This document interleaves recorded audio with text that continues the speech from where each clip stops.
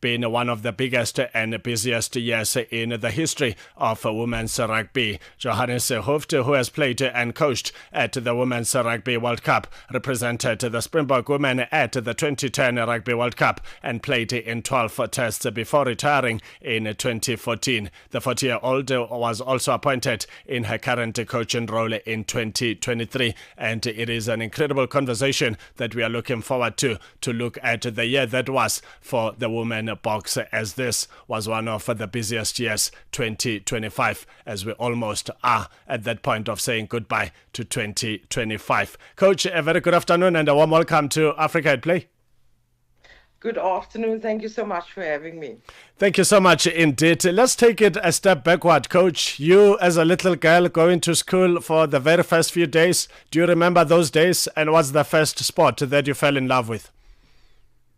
The first sport I fell in love with was athletics accidentally. I watched Marion Jones running at the time. She was really, really good. And then my love for sport events developed from there. And then I was just always into sport. How did you meet the game of rugby that has made you a celebrity today? Oh, no, that was a bit of a funny story. I started playing rugby at the University of the Western Cape, where I did my undergrad in sports science. And that's where the bug bit. My family always loved sport. In 1995, I managed to watch the World Cup with my mom and dad, and I could see the excitement and the joy in their faces while they were celebrating that victory, that famous victory at Ellis Park. And then I knew that's something I want to do. And luckily, I went to the university, and they afforded me the opportunity to play. From your playing days, Coach, to the current days, what sort of comparison are you putting on the table? And I know sometimes it becomes unfair to compare the two eras, but there's always something incredible about your playing days versus your days as a coach, where you have to scratch your head all the time thinking tactically, what can we do to triumph this match, versus when you are in the field of play having to make a plan to get those necessary tries and make certain that the team triumphs. In any situation, there's just that drama, that tension, and the emotions are always brewing. For sure, the emotions are always brewing, but that's the same as if you're a player. If you're a player, you experience it live on the field. It's pressure moments, pressure moments, pressure moments. It's about how well you execute in those pressure moments. As a coach, you need to think about tactically what your players are experiencing, how you can make it better for them by sending them short, sharp cues to help them navigate the different situations they are faced with. So, yes, it's always a pressure cooker.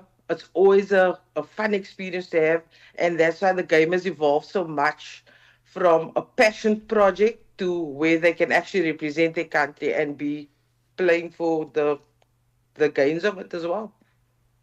If you have just joined us, a very warm welcome to Africa at Play. We are talking to a terrific and incredible rugby coach in Lorian Johannes-Haupt, who has played the game herself, but her first love was athletics, having seen the likes of Marion Jones doing their thing on the track. But I suppose rugby chose her, and she had no choice but to go with the flow and to play this impactful role that she now plays as a coach. Coach, how did you become a coach? So in 2014, as I was just preparing to make the World Cup squad, I unfortunately didn't make that squad in 2014. But I knew I always wanted to give back to the sport that has afforded me so many opportunities while I was playing.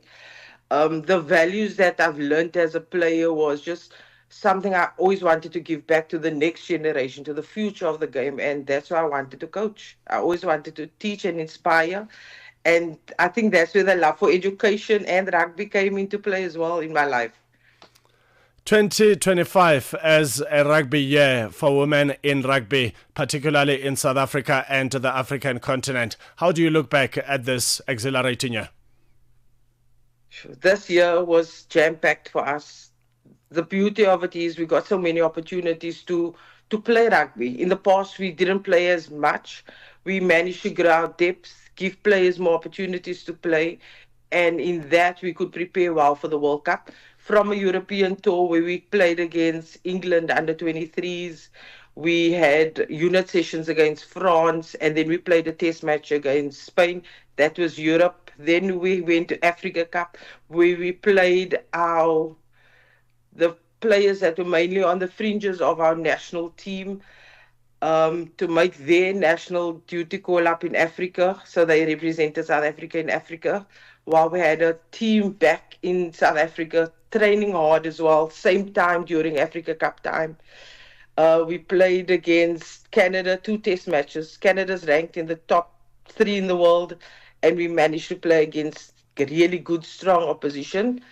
And we also had international friendlies against the likes of the Black Ferns. And that was our prep for the year. So it was a lot of rugby, but it was so good for our development, for our squad depth, and for holistically developing women's rugby in South Africa. And when we expanded this women's rugby to the African continent, are you witnessing growth on the African continent?